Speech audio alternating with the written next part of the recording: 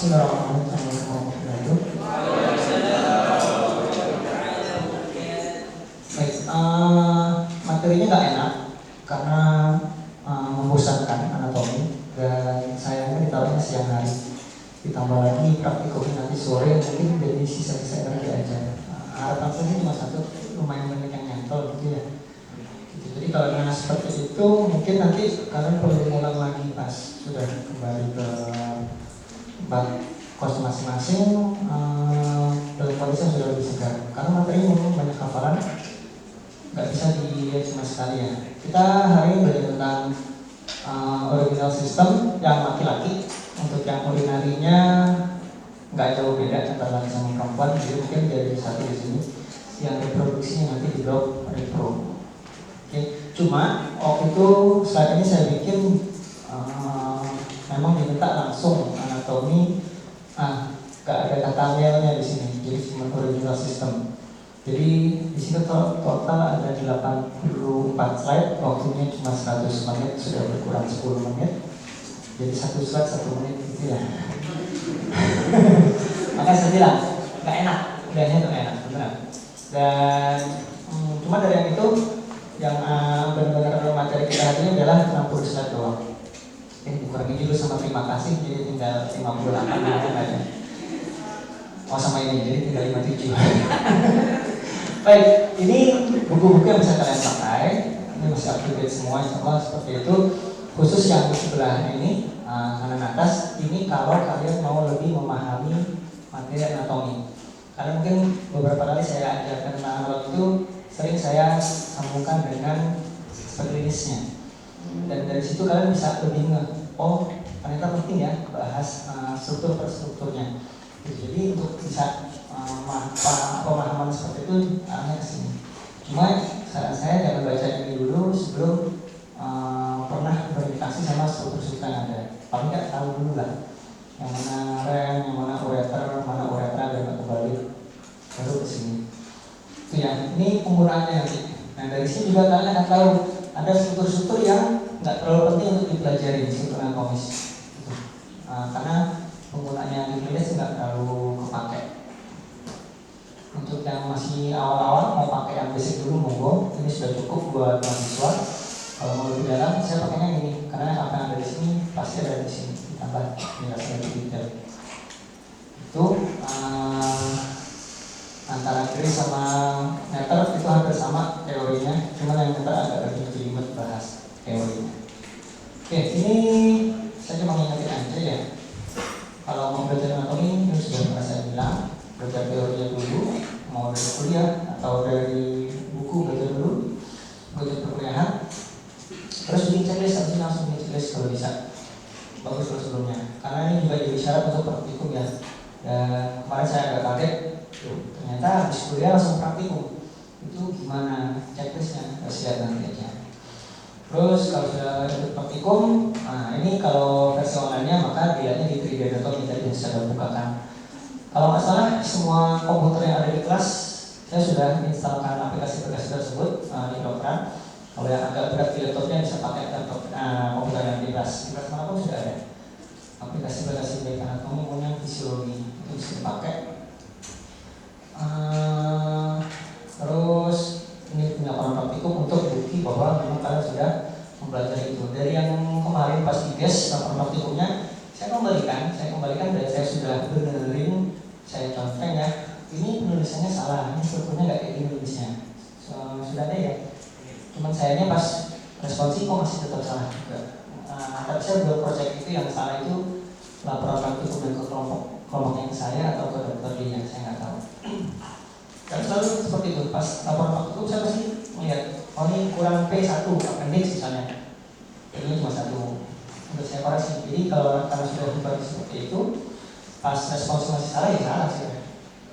Nah ini sebagai performance value-nya pakai F misalnya seperti itu. Nah ini fungsinya membuat laporan praktikum. Dan ini akan sedikit kesalahannya kalau bikin checklistnya sudah niat. Jadi ditulis struknya memang sesuai sama penamaannya. Itu ya, selain kelengkapan juga kebenaran penulisannya. Baik, kita masuk ke materinya, original system. Ini ada 4 ya. organ yang akan kalian pelajarin di sistem kulineri ini. Dan kalau di Italia ada lagi slide kelompok slide berikutnya, mulai dari rem atau ginjal, ya, ada destra sama sinistra, selalu ada kayak itu kalau kaitnya artinya dan destra ada sinistra, terus masing-masing punya ureter, jadi ureter destra sama sinistra. Kalau secara fisiologis tujuannya untuk mengalirkan urin dari ginjal ke vesika urinaria. Mengalirkannya ini secara aktif karena ada gerakan peristaltik di sana. Beda sama esofagus. Esofagus memang ada ototnya, cuma gerakan peristaltiknya ya nggak kelihatan ini si ureter. Dari sini nanti fisiologi sudah dapat belum ya? Dari sini nanti kalian akan tahu di tahun depan bahwa kalau ada batu di ureter ini pasti nyerinya hilang timbul karena gerakan peristaltik tadi. Nah, terus kenapa ada gerakan peristaltik? Karena ototnya atau polos, sama seperti otot polos di sistem imun digestif. Kalau ada kata-kata gerakan peristaltik berarti ototnya minimal 2 lapis. Kemudian sama sirkular, tapi itu kita nggak bahas, itu histologi. Nah itu saya bilang, ini saya jelaskan selalu ke aspek klinisnya. Itu ya ureter sendiri nanti ditanya di belakang. Vesika urinaria menampung ototnya tapi tebal, karena dia harus bisa mendorong urin keluar. Volume maksimalnya katanya teorinya 500 ml. Kalau nggak percaya silakan aja kalian minum 500 ml langsung ya. Pasti nggak lama langsung kencing. Karena langsung full dari mulut, lambung, kan cepet ya kalau cairan bukan makanan. Langsung ada, langsung diserap. Karena ada cairan baru 500 ml, maka yang lama 500 ml akan segera dialirkan ke ginjal untuk diekspresikan. Nggak lama pasti kencing.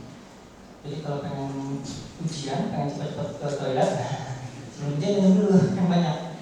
Pasti 5 menit lagi ke toilet. Terus setelah vesika urinaria, yang tadi saya bilang ya, dari VU dikeluarkan lewat ureter. Ureter inilah yang berbeda antara laki sama perempuan. Kalau ureter sama VU sama. Bedanya kalau VU-nya di perempuan itu karena dia ada uterus, maka volumenya sedikit lebih kecil. Begitu dia full ke sisi ini, maka yang lainnya akan terganggu. Sebaliknya, karena ada uterus, kalau perempuan itu lagi hamil ya, maka VU-nya kan lebih sempit lagi. Makanya secara klinis, lagi perempuan yang lagi hamil pasti sering kencing, karena volumenya nggak segini. Minum dikit 200 ml ya, nggak lama dia akan kencing. Bawahnya pengen pipis saja. Karena memang di kafum pelvis kan kecil ya volumenya. Diisi organ lebih banyak lagi di perempuan. Oke, itu yang perempuan, kita bahas yang lain. Ini gambaran utuhnya seperti ini dari ginjal. Memang seperti ini ya, yang kanan selalu lebih pendek. Dikatakan teorinya setengah sampai 1 korpus vertebrae, beda level atasnya. Terus bawahnya sama. Kalau laki ureternya masuk ke penis lewat sini. Nah ini kalau gambaran di kadavernya. Ini bukan kadaver kita. Ada banyak struktur di sini. Ini hampir sama dengan kadaver plastinasi di bawah. Nanti bisa kalian lihat. Seperti ini. Ini rem sinistra, ini rem dextra. Nggak terlalu kelihatan beda tingginya ya. Cuma jelas dia memang ketutupan.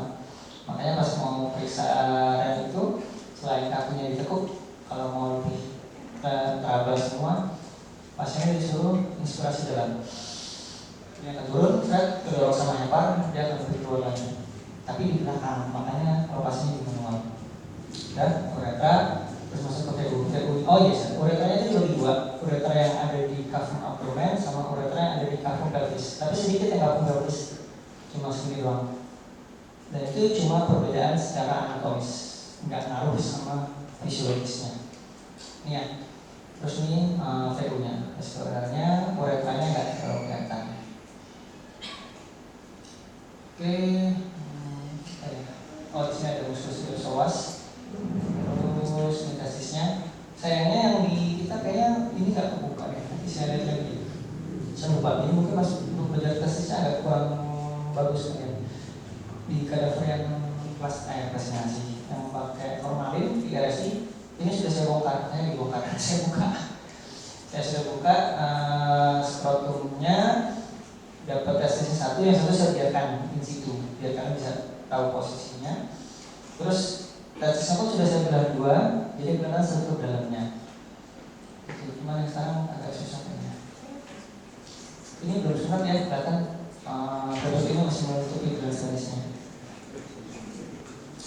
Oke, kita masuk satu yang rem. Pembahasan ke depan nanti akan lebih banyak bahas di remnya, penilaiannya nggak terlalu banyak. Jadi mungkin saatnya untuk yang rem lebih banyak. Mayoritas. Ini kalau anatomisnya dia memang letaknya di retroperitoneal, tahu ya retroperitoneal ada di belakang peritoneum. Jadi kalau ada masalah di intraperitoneal dia agak gampang kena. Sebaliknya kalau dia ada masalah dia nggak terlalu mempengaruhi organ-organ yang intraperitoneal. Ada nempel persis di posterior abdomen di vertebra terakhir, vertebra thorax 11 12. Nempelnya itu di musculus quadratus lumborum. Di sana juga ada psoas, major minor, ini kalau yang belakang ya, belakang dulu. Ukuran destra lebih besar. Ini satu penyebabnya ya. Jadi ada banyak teori yang bilang kenapa sih kok rem destra itu lebih rendah posisinya daripada rem destra. Satu dibilang memang ukuran rem destra lebih besar. Biologis sudah dapat ya. Nah, jadi kalau ginjal kan posisinya naik ya, secara biologis dari bawah naik ke atas. Nah, salah satu penyebab dia agak tinggi karena berat. Pas naik nggak seenteng kayak balon lah. Jalannya itu nggak seenteng yang si sinistra. Faktor yang lain lagi karena di sebelah destra itu ada hepar. Jadi pas naik udah mentok di hepar ke ganjil sama hepar yang kiri tetap aja jalan. Seperti itu. Walaupun demikian bedanya cuma setengah perpus. Ada faktor klinisnya nggak ada. Ya, kalau untuk ini nggak ada pengaruh ke klinisnya. Ini kalau dipegang ya masih di kadaver, bukan yang di orang normal. Tapi ini juga jadi patokan kalau seorang dokter bedah buka saya tuh, oh ginjalnya lebih besar ya, sebesar apa ini batas laporannya. Normalnya itu segini, 12 kali kali 3. 12 itu tingginya, 6 itu lebarnya, 3 itu tebalnya. Dari depan ke belakang 3. Kalau diukur masing-masing 150 gram. Nah, gerakannya fluktuasi karena memang dia naik turun berdasarkan posisi diafragma. Maka kalau diturunkan diafragmanya inspirasi maksimal sehingga si remnya ini akan turun. Turunnya bisa 7 cm paling dalam. Ini posisinya ya. Ada penjelasan untuk retroperitoneal, ini vertebranya, ini coste, ini pangkas kita nggak bahas. Jadi ini organ yang intraperitoneal di dalam kavitas peritoneal. Namanya mirip sama kayak ini. Cuma ini ada udurnya mungkin ya, rumusnya ini nggak ada. Nah ini kan hidupnya, rumusnya merah. Oke, ini kalau dalam kemarin sudah saya buka di slide-nya CSL. Gambarnya seperti ini memang ditentukan sama coste. Jadi ketoknya memang di sini atau di sini. Kalau dilihat dari posterior, strukturnya, nah ini kita mulai masuk ke struktur. Jadi nanti kalian pas praktik itu langsung identifikasi ya, bukan cuma oh ini ginjal, oh sudah. Tapi bahas juga strukturnya, yaitu cembung bilateral, cembung di medial, konveks sama konkav medial. Jadi dulu pas SMA saya agak tukar-tukar nih, konveks, cembung, ya seperti itu. Cuma sekarang jadi lebih gampang. Oh kalau konkav itu kan ya. Gua pasti melengkung ke dalam. Nah di sisi konkav ini namanya hilus. Hilus itu intinya ruangannya namanya sinus. Ini sinus venalis yang nanti terisi oleh arteri, vena, sama hilum. Di sini di bagian luar ada korteks, di tengah-tengahnya ada nebula. Oke, gambarnya seperti itu yang bagian awal. Kalau secara histologis, anatomi sudah bisa kelihatan sih. Jadi ada di luar tuh ada kapsula renalisnya sama kapsula adiposa, sama fascia. Yang kalau adiposa di kadaver ini udah nggak ada. Karena larut ya, pas di proses pengolahan jenazah dia berlarut. Karena kan lemak ya. Adanya tinggal kapsula renalis sama fascia renalis. Kapsula renalis pun dia juga karena yang gampang lepas, akhirnya hilang. Gampangnya ya kalau kalian ketemu lapisan yang bungkus rem itu bisa dipegang. Vascularisnya tuh tipis banget, kalau nangkap masih bisa dilepas. Kalau vascularis ini sebenarnya bukan punya rem, tapi punya abdomen, kondensasi jaringan ekstraperitoneal. Jadi vascularis itu sebenarnya kayak pengikatnya, biar posisinya sudah di atas sudah nggak turun-turun lagi, jadi pengikatnya. Bungkusnya rem itu sebenarnya cuma 2 ini doang. Ini bagian terdalam, di luarnya dibungkus lapisan lemak, terus diikat sama jaringan ikat punya ekstraperitoneal, dibungkus lagi sama lemak. Jadi ini kayak di renal bed, kalau ini pararenal. Beda ya, yang nempel langsung ke ginjal itu adalah yang perirenal. Mungkin itu proteksi sama stabilitas, sama kayak kalian yang suka beli paket ya, kan ada bubble wrapnya ya. Nah itu bubble wrapnya adalah yang si pararenal. Kalau plastik pembungkus di dalamnya itu adalah perirenal katanya. Itu soal yang paling membahayakan paket. Nggak tahu pasti sering beli online. Ya ini gambarannya, kalau menampang dari depan, ini menampang dari atas. Sama aja kayak tadi ya. Ini kayaknya fascia aorta mana ya? Fascia aorta ini yang bagian depan. Nanti ada penjelasan di belakang. Jadi ini lapisannya si ginjal nih. Dari satu dia terpecah 2, depan sama belakang. Kalau dari sini juga katanya fascia yang ke depan fascia aorta. Kenapa fascia aorta? Nama yang menemukannya itu aorta. Maka saya nggak tahu. Yang memang dia pecahan. Kenapa juga nggak bilang aorta depan aorta belakang ya? Nah ini gambarannya kalau skematik seperti ini ya. Nah ini yang kalau ditarik masih yang berupa fascia renalisnya. Sama aja. Ini ada bisa nebak ini rem sinistra apa dextra? Tahu dari mana?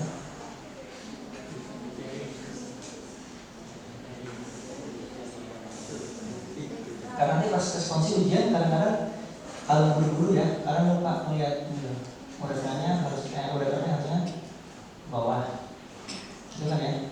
Terus lihat arteri sama vena renalisnya dari sebelah mana. Arteri vena renalisnya harusnya ada di depan dari jalurnya. Maka kalau kayak ini udah kelihatan pas sisa. Kan bisa aja kayak gini saya balik posisi sana gambarnya, atau posisi ginjalnya. Saya tahu ginjal sinistra, tapi pas ujian saya balik ke sini. Pas ujian, jadi kalian lihat, oh ini ekstra ini. Padahal kalau kalian teliti arteri venanya, itu kalian kan, oh kita akan present. Oke, gitu ya. Jadi kendali benar sebetulnya. Ya kita kupas satu-satu sebetulnya ya. Nah ini fisiologi. Renal story starts here. Ini fisiologi filtrasi ginjal. Mulai dari arteri renalis. Ini tanda renalis besar. Mungkin nggak bahas itu. Jadi di ginjal nanti identifikasi ya, mana arteri mana vena. Masih ingat bedanya arteri sama vena? Ya, kolaps. Kalau kolaps pasti vena. Atau kalau mau udah tahu kayak gini, maka yang posisi lebih atas pasti yang arteri. Okay. Terus arteri korteks, medulla. Ini batasnya ini ya, pizzanya kok pizza. Piramida renalis. Kalau sudah ada piramida renalis itu berarti sudah masuk korteks yang enggak ada piramida renalisnya. Nanti beda lebih jelas bedanya pas di histologi sebenarnya. Terus nefron secara histologi juga posisinya ada di sana. Terus piramida renalis tadi ya yang nomor 4 ini 1, 2, 3. Bentuknya sebenarnya bukan segitiga, tapi memang bentuknya piramida kalau secara 3 dimensi. Nah, aplikasinya di komputer kelihatan nanti bentuknya memang piramida karena 3 dimensi ya, jadi enak bisa dilihat. Terus ujungnya piramida renalis itu adalah papilla renalis 1, 2, 3 masing-masing punya, yang mana ujung papilla renalis ini akan nempel erat sama kalis minor. Kalis minor yang langsung nempel ke piramida renalis, gabungan kalis minor ini kalis mayor. Nah ini nomor 6. yang besar ini kalis mayor, ini kalis minornya. Nah, nanti bisa dilihat ada kok ginjalnya sudah dibelah dua juga. Terus pelvisnya yang nomor 7 ini. Oke, nah ini struktur-struktur yang ada di nucleus spinalis dan sinus spinalis. Jangan kembali ya antara sinus sama hirus.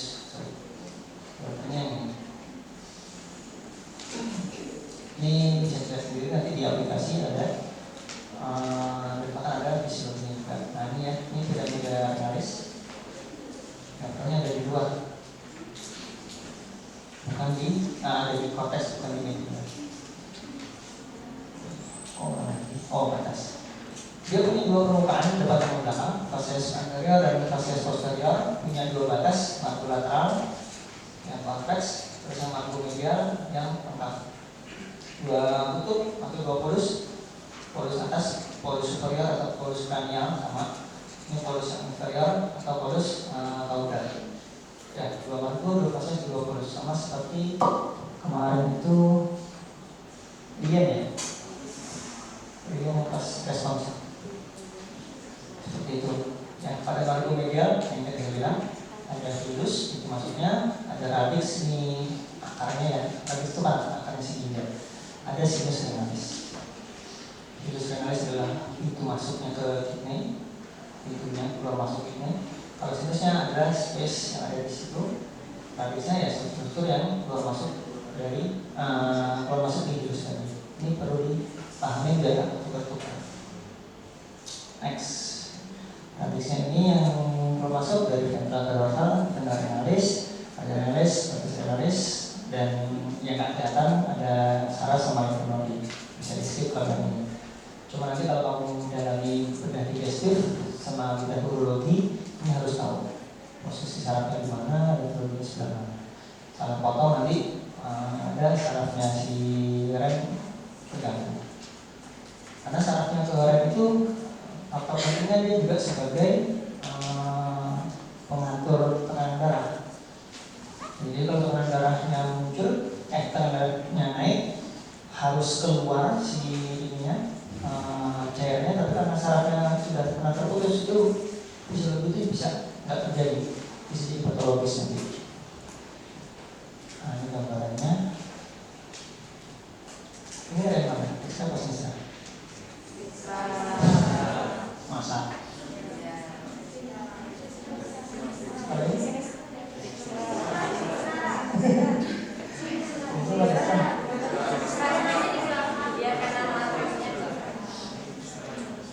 Akan sama caranya? Belakang. Ini kan masih udah cakap ya. Nanti abisnya ada sesi tentang arterinya. Oke, saya kurang menjelaskan arteri soalnya. Ini arteri renalis dan renalis di paling belakangnya adalah si pelvis renalisnya. Ini di depan. Ini loh. Dari depan ke belakang urutannya ini. Jadi kalau dari di belakang bisa ke depan kan? Ini masih kuliah, belum bersih ya.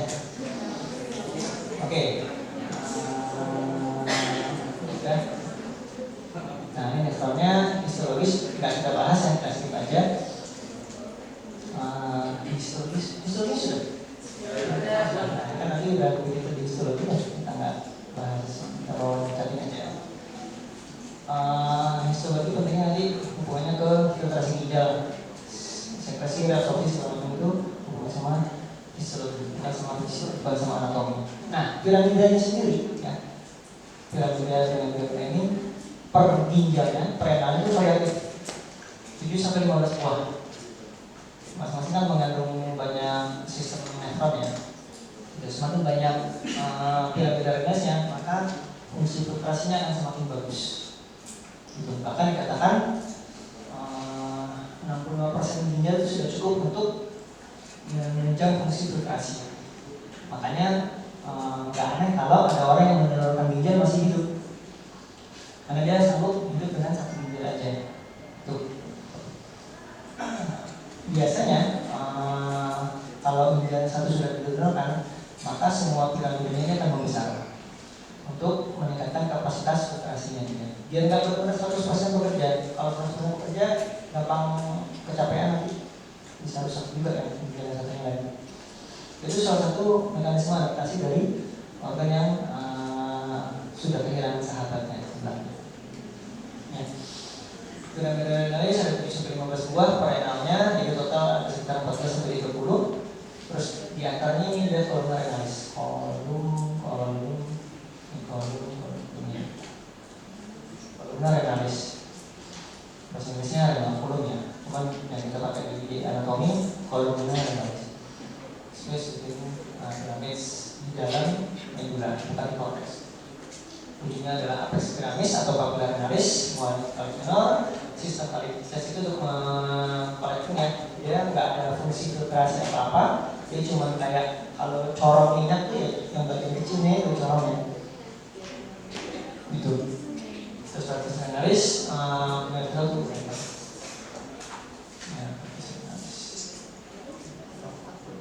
juga sayangnya karena nggak ada arteri-arterinya nggak bisa ditempatin. Ini video pertama. Nah ini gambarannya mana? Ini dia. Ini yang 3 dimensinya. Ini yang benar-benar bentuknya piramida.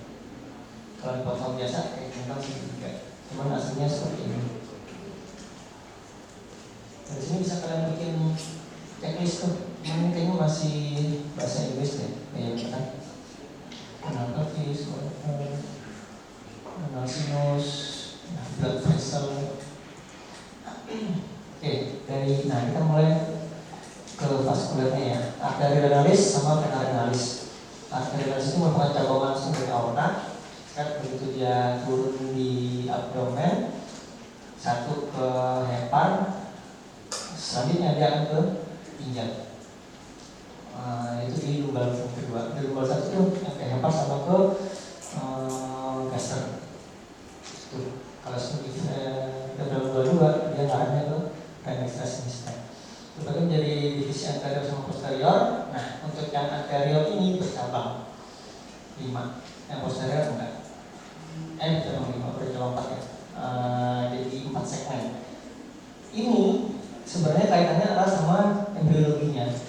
Jadi ginjal dari tadinya kecil membesar itu sambil membesar sambil membentuk lobus-lobus. Ginjal sebenarnya berlobus-lobus kalau kalian perhatikan ini. Nah, berdasarkan calyx mayornya. Ini yang punyanya atas, ini yang punyanya atas depan, ini yang punyanya atas depan atas depan semacamnya. Ini yang depan bawah, ada yang bawah, belakangnya ada lagi yang bagian posterior. Jadi ada 5 sebenarnya. Oke. Ini segmen, jadi rumusnya itu berdasarkan